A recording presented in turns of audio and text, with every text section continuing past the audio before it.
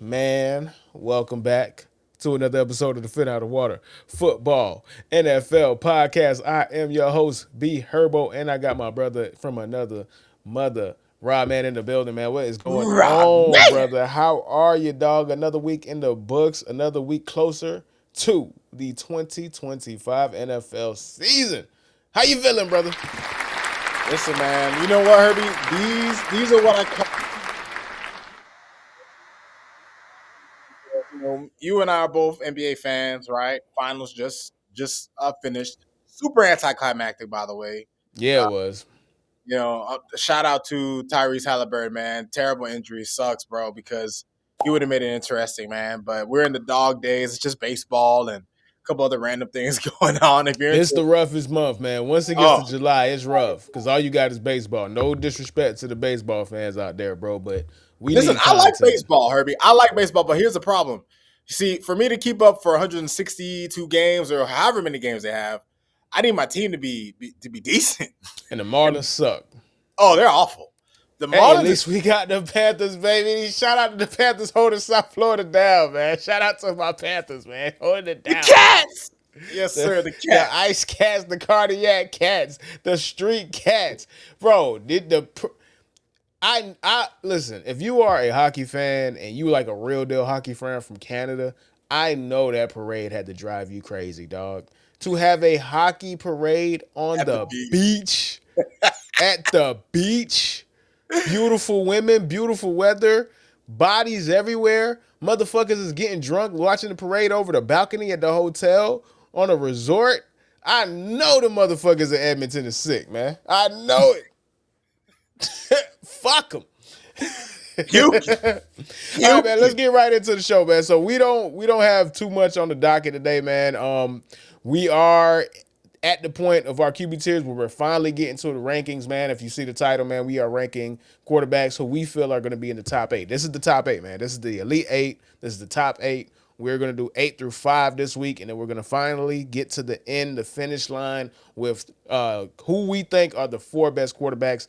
It's everybody. It's the consensus, right? It's just how are we going to rank them? But before then, man, we got 8 through 5 to get to, man. However, before we get to that, we got to get to this. And what I mean by that, and what I mean by this, is I'm so tired of these analytics dudes, man. We got to put these dudes back in the locker, man. We got to put these dudes back in the locker, man. And for the people that's in the chat, for the people that's looking, and people that's watching this video, what I'm talking about, man, ESPN had a all quarter century list. Basically, who are the best players by position from years 2000 to now, the past 25 years. And they, for the most part, the list is fine, but there's just some serious omissions, right? Chief among them, you cannot have a quarter century list in a 25 years time frame that spans from 2000 to 2025, and you're saying that the best running backs in the past 25 years does not have Adrian Peterson. How is that possible?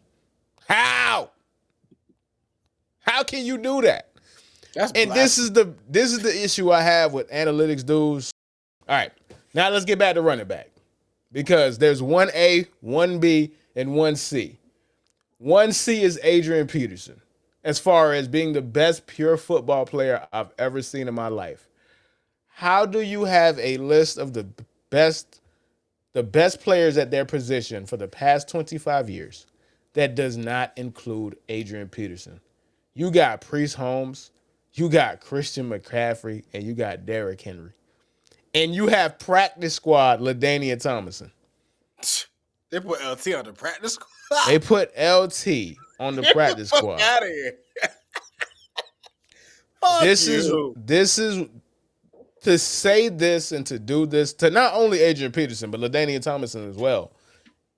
It invalidates the entire list.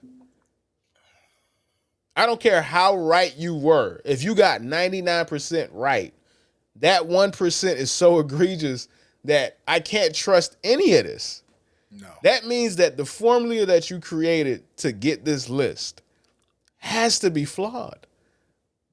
it's either flawed or it overly weighs whatever statistic that you want. He made up some shit called DVYR. And let me see where I can find this crap, dog. And for the people at home listening, I have Adrian Peterson's career stats up. I'm not even gonna go through all his seasons. I'm just gonna give you some of them. Rookie season, dog. 1,300 yards, 12 touchdowns. And I'm just doing the rushing yards. I'm just doing rushing, not even receiving stats.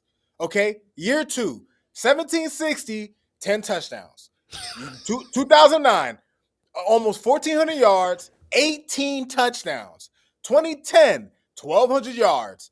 Almost 1,300. He was too shy of 1,300 yards. He had 12 touchdowns. The infamous 2012 season, he was 3 yards away from 2,100 yards, bro. Had fucking He was 12 9 touchdowns. yards away from having the all-time rushing record. 9 yards. And he could have got it, but he and Brad Childress, that jackass, decided to pull him out of the game so they could kick a field goal and beat the Green Bay Packers.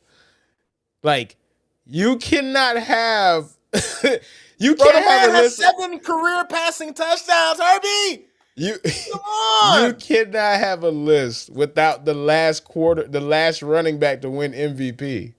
You can't have that list. Unbelievable, bro. He's the last running back to win the MVP. None of the guys that you have, besides the only other guy that won MVP, you have him on the sideline. He would say he's practice squad.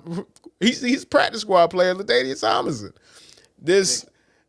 And basically the crux is, man, the stat nerds are way too reliant on the stats. And here it is, bro. We relied heavily on FTN's DYAR metric, defense adjusted yards above replacement.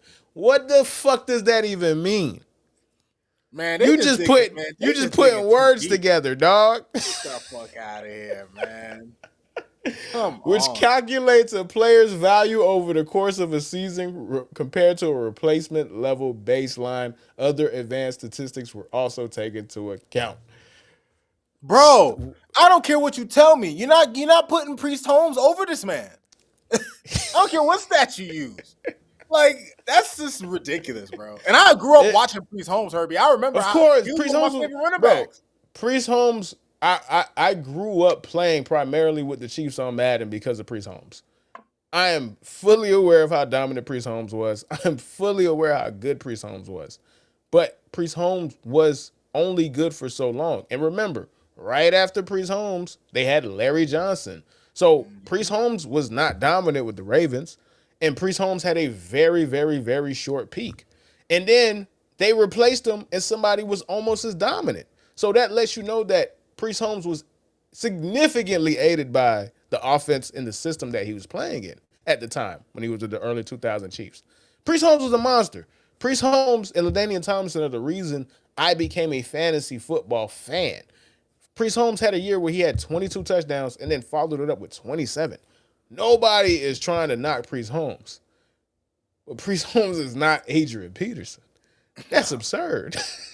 Priest Holmes is not LaDainian Tomlinson. That's absurd. Absurd. Absolutely absurd. What are we talking about? Yeah, so basically the crux is, man, if these stat dudes, we got to start bullying these dudes again, man. We got to start throwing them in lockers again, man. Make bullying great again. Make bullying NFL stat nerds great again, bro. I know it's long. It's a lot of letters. You feel me? But I can make a hat. We can make a hat of it, bro. We got to toss these dudes back in lockers, man. ASAP.